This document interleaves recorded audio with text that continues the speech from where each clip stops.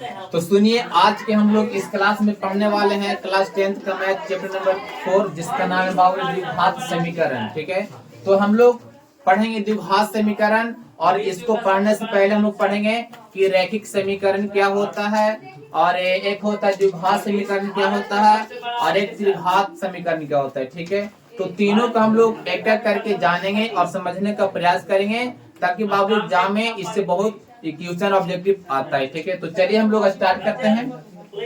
पहला है रैखिक समीकरण। रैखिक समीकरण या इसी का एक नाम और है, जिसका नाम है एक घातीय समीकरण। एक घातीय समीकरण, एक घातीय समीकरण। ठीक है, तो हम लोग समझने का प्रयास करेंगे कि रैखिक समीकरण क्या होता है, या इसी का नाम है जी एक घातीय समीकरण। ठीक है, तो अच्छा समझने का प्रयास करेंगे। रैखिक, रैखिक का मतलब होता है, रैखिक का मतलब जिसका घात एक होता है जी। कितना होता है जी? जिसका घात एक होता है उसे हम रैखिक या एक घातीय समीकरण कहते हैं। ठीक है, देखिए इसका दूसरा नाम क्या है जी? तो एक घातीय समीकरण। एक का मतलब एक होता है और घात का मतलब पावर जिसका एक होता है, उसे हम क्या कहते हैं? तो रैखिक समीकरण या एक घातीय समीकरण कहते हैं। ठीक है, तो चलिए इसको हम लोग डिफिनेशन लिखते हैं, यानी कि बोलेंगे वैसा समीकरण, वैसा समीकरण जिसका घात केवल एक होता है, केवल एक होता है, उसे रैखिक, रैखिक या द्विघात, रैखिक या एक घातीय समीकरण कहते हैं। एक घातीय समीकरण कहते हैं। ठीक है, तो आप लोग समझ गए होंगे। देखिए रैखिक समीकरण कहता है कि वैसा समीकरण जिसका घात केवल एक होता है, उसे रैखिक या एक घातीय समीकरण कहते हैं। ठीक है, तो चलिए इसको हम लोग एग्जाम्पल से अच्छा से समझने का प्रयास करते हैं। ठीक है, तो इससे एग्जाम्पल देखेंगे तो हो जाएगा 4x प्लस में 9, 4x प्लस में 9 यानी माइनस 9 होगा, और 3x माइनस 9 या 4x। बताइए जी, इसमें जो अच्छा एक आप लोग पढ़े होंगे, चर किसे कहता है और एक अचर किसे कहते हैं? तो बाबू रे चर उससे कहा जाता है जिसका मान लगातार बदलते रहता है, उसे चर कहते हैं। ठीक है, यानी कि जिसका मान बदलता है उसे हम चर कहते हैं, और जिसका मान नहीं बदलता उसे हम अचर कहते हैं। ठीक है, तो सर चर में क्या क्या आता है? तो चर में आता है, बहुत सा टीचर बताता है कि ए से लेकर के जेड तक जो है वो क्या कहलाता है? तो चर कहलाता है। यानी कि सिंपल से याद रखिएगा कि जिसका मान बदलता है उसे हम चर कहते हैं। ठीक है, अचर की बात आता है, तो अचर आता है कि जिसका मान नहीं बदलता है उसे हम अचर कहते हैं। क्या कहते हैं बाबू? अचर कहते हैं। ठीक है, फॉर एग्जाम्पल आप लोग के काउंटिंग तो आता ही होगा, जितना भी गिनती है उसे क्या है? तो अचर है। फॉर एग्जाम्पल तो 1 2 3 4 5 6 डॉट डॉट, ये सब क्या है? तो अचर है। ठीक है, तो यहाँ पे हम एग्जाम्पल में लिए हैं 4x माइनस 9, 3x माइनस 9 और ये 4x। ये सब हम लोग को बताना है कि क्या रैखिक समीकरण है जी, या हम लोग को देखना है कि क्या ये जो तीनों हम लोग एग्जाम्पल लिए हैं क्या एक घातीय समीकरण है? तो जी है। अब कैसे सर हमको बता दीजिए ये तीनों रैखिक समीकरण काहे है, हमको बता दीजिए। तो सुनिए, इसमें जो चर है आप लोग को याद होना चाहिए कि जिसका मान बदलता है उसे चर कहते हैं। तो इसमें चर कौन है सर? तो x, इसमें चर कौन है बाबू? तो x है। और जब इसका हम लोग पावर देखते हैं तो पावर कहाँ रहता है? तो ऊपर में रहता है बाबू। इसका पावर कितना है? तो कुछ ना लिखा हुआ है, तो 1 रहता है। ठीक है, कितना रहता है जी? तो 1 रहता है, यानी कि इसका पावर मिल गया 1। तो इसलिए कैसा समीकरण होता है? कैसा? तो रैखिक या द्विघात समीकरण। और याद रखिएगा ये जो आप एग्जाम्पल लिए हैं ना, ये आप लोग को दिख रहा होगा रैखिक बहुपद। रैखिक बहुपद दिख रहा होगा। आंसर रैखिक बहुपद और रैखिक समीकरण में क्या अंतर है? जी हाँ, अंतर है, 100% अंतर। अंतर क्या है कि रैखिक बहुपद में बराबर हम लोग 0 नहीं देते हैं, लेकिन जब समीकरण की बात आता है तो हम लोग बराबर में 0 बैठा देंगे। बस यही अंतर है बाबू, और कोई अंतर नहीं है। ठीक है, यानी कि रैखिक समीकरण या घातीय समीकरण हम लोग अच्छा से समझ गए। ठीक है, इसके बाद हम देखेंगे रैखिक समीकरण या घातीय समीकरण कुछ मानक रूप होता है, जिसको हम लोग को याद रखना है, ताकि एग्जाम में पूछता है। ठीक है, तो रैखिक समीकरण का मानक रूप होता है, रैखिक समीकरण का मानक रूप ax plus b equal to 0, ax plus b equal to 0, जहाँ a नॉट इक्वल टू 0 होता है। यही बाबू रे रैखिक समीकरण का मानक रूप होता है ax प्लस b होता है। जिस प्रकार हम लोग का आइडेंटिटी कार्ड प्रूफ होता है पहचानने का कि आप कहाँ के निवासी हैं, उसी प्रकार रैखिक समीकरण का पहचानने का यही मानक रूप है। अगर इस फॉर्म में रहेगा तो आप लोग का फटाक से जवाब देना है यह कैसा समीकरण सर? तो रैखिक समीकरण, यानी कि एक घातीय समीकरण है। ठीक है, तो आप लोग इसको एक बार लिख लीजिए।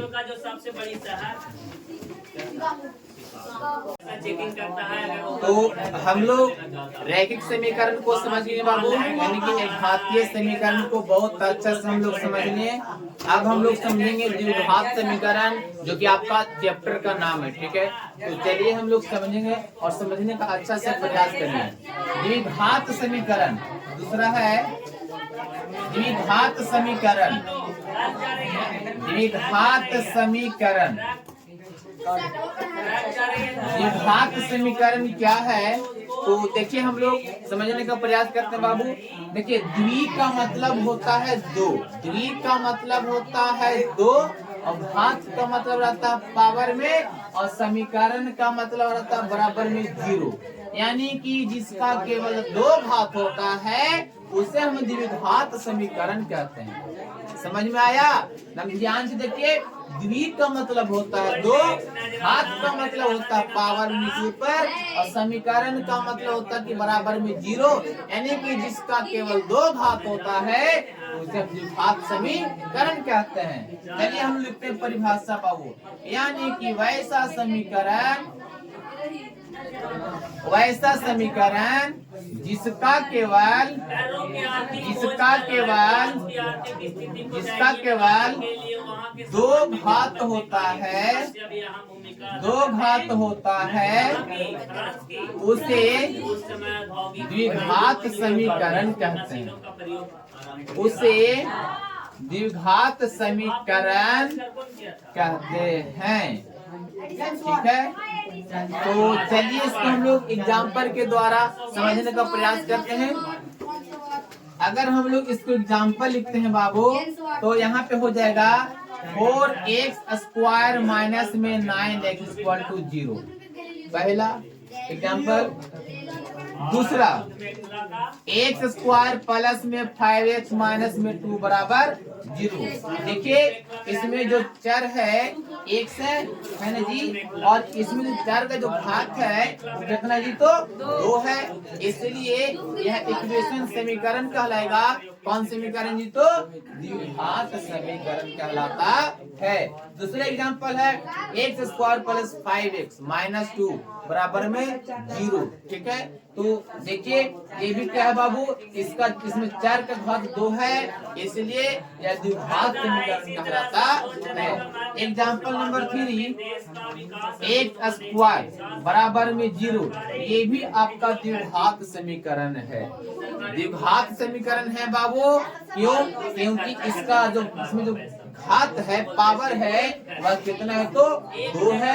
यानी कि जिसमें आपका घात 2 नजर आ जाएगा उसको हम बोलेंगे द्विघात समीकरण। क्या बोलेंगे? द्विघात समीकरण कहते हैं। तो द्विघात समीकरण आप लोग अच्छा से समझ गए होंगे, ठीक है। इसका भी कुछ मानक रूप होता है, तो देखिए द्विघात समीकरण का द्विघात समीकरण का मानक रूप, द्विघात समीकरण का मानक रूप होता है ax² plus bx plus c बराबर में 0, जहाँ a नॉट इक्वल टू 0 होता है। तो हम लोग देख लिए यहाँ पे द्विघात समीकरण का मानक रूप क्या होता है, तो ax² plus bx plus c बराबर में 0 होता है, ठीक है। जहाँ a 0 के बराबर नहीं है। देखिए यही पॉइंट जो है आप लोग को समझ में आना चाहिए।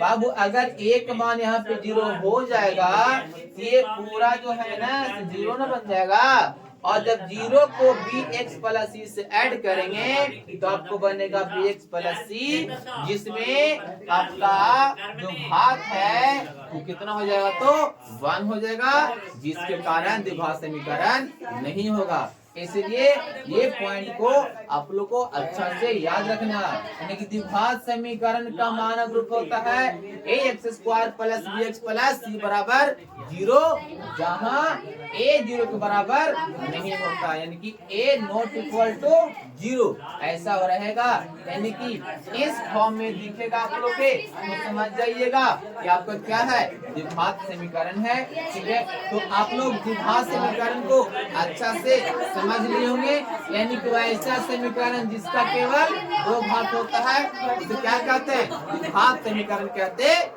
ठीक है। तो आप लोग इसको एक बार अच्छा से उतार लीजिए। तो हम लोग द्विघात समीकरण को अच्छा समझिए बाबू। तो चलिए अब हम लोग उसमें देखते हैं कि द्विघात समीकरण में और क्या क्या मुख्य मुख्य बातें होती है, ठीक है। तो यहाँ पे हम देखने का प्रयास करेंगे, यदि द्विघात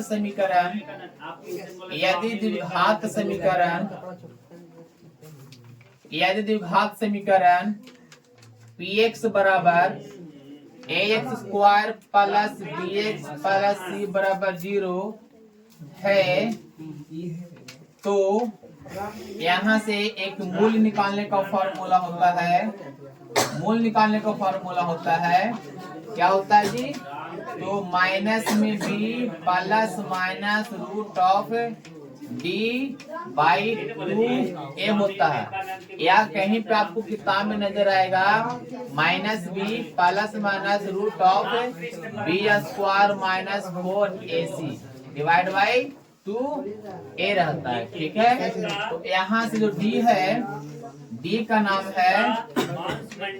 आपका नाम है विवेचक, ठीक है। और इसका फॉर्मूला होता है, निकालने का सूत्र होता है b² माइनस 4ac होता है, ठीक है।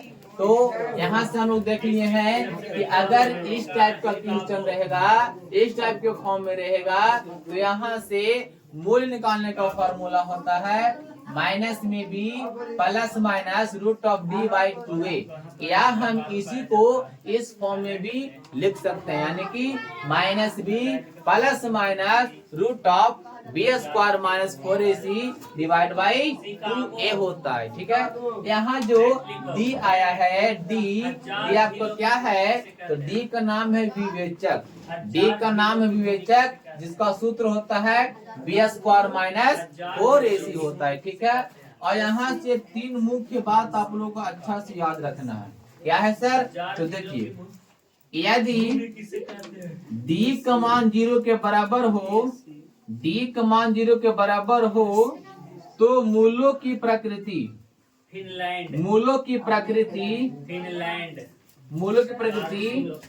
वास्तविक और समान होता है,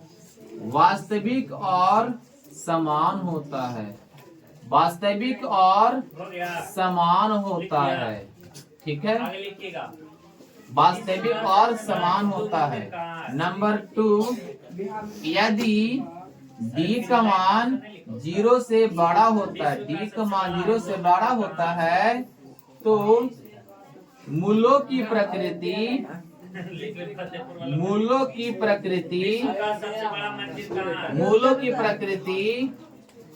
वास्तविक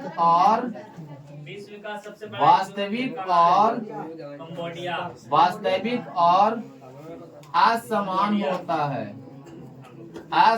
होता है, ठीक है। और तीसरा होता है यदि डी का मान 0 से छोटा हो, डी का मान 0 से छोटा हो, तो मूलों की प्रकृति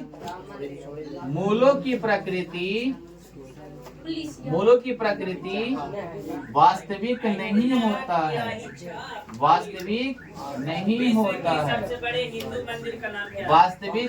होता है।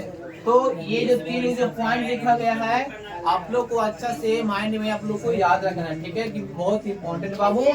तो इसको आप लोग समझ गए होंगे। इस फॉर्म में रहेगा द्विघात समीकरण को। अगर यहाँ से बोलेगा कि मूल निकालिए, तो फटाक सुनिए सूत्र लगा देंगे, यानी कि -b plus minus root of d upon 2a, या -b plus minus root of b square minus 4ac बटा में 2a। यहाँ से जो d है, ये d का नाम है विवेचक। नाम क्या है d का नाम? विवेचक है, जिसका सूत्र होता है b स्क्वायर माइनस में 4ac होता है। और यहाँ से तीन को बात, मुख्य बात बाबू, इम्पोर्टेंट पॉइंट है, इसको याद रखिएगा, ठीक है। क्या कहता है? पहला, यदि d का मान 0 के बराबर है, हमने विवेचक निकाला, अगर d का मान 0 आ गया, तो यहाँ से मूलों की प्रकृति हम लोग लिखेंगे, तो क्या लिखेंगे? तो वास्तविक और समान लिखेंगे, यानी कि वास्तविक और समान होता है, ठीक है। दूसरा पॉइंट है कि यदि d का मान 0 से बड़ा, आंसर हम कैसे पकड़ेंगे कि d का मान 0 से बड़ा है? तो बाबू याद रखिएगा कि जिस साइड में ये साइन का जो मुंह खुला रहता है, यानी कौन याद आ रहा है? सांप जी, नाग बाबा, उधर क्या रहता है? तो बड़ा रहता है, ठीक है। तो वहां से मूलों की प्रकृति की बात करेंगे, होता है वास्तविक और असमान होता है, ठीक है। तीसरा पॉइंट है, यदि d का मान 0 से छोटा हो जाए। देखिए ये जो लिखा गया है, इसको हम लोग पढ़ेंगे, d का जो मान है यह 0 से छोटा है। कैसे गुरुजी? तो देखिए, तो मुंह काने के खुला हुआ है, तो 0 देने, इधर के जी 0 देने का है, तो बड़ा कौन होगा? 0, तो छोटा कौन होगा? d। अगर ऐसा होता है, यहाँ से मूलों की प्रकृति वास्तविक नहीं होता है, ठीक है। तो इतना आप लोगों को अच्छा से याद रखना है, इतना आप लोग इसको अच्छा से कॉपी में सुंदर सुंदर राइटिंग के द्वारा इसको उतार लीजिए।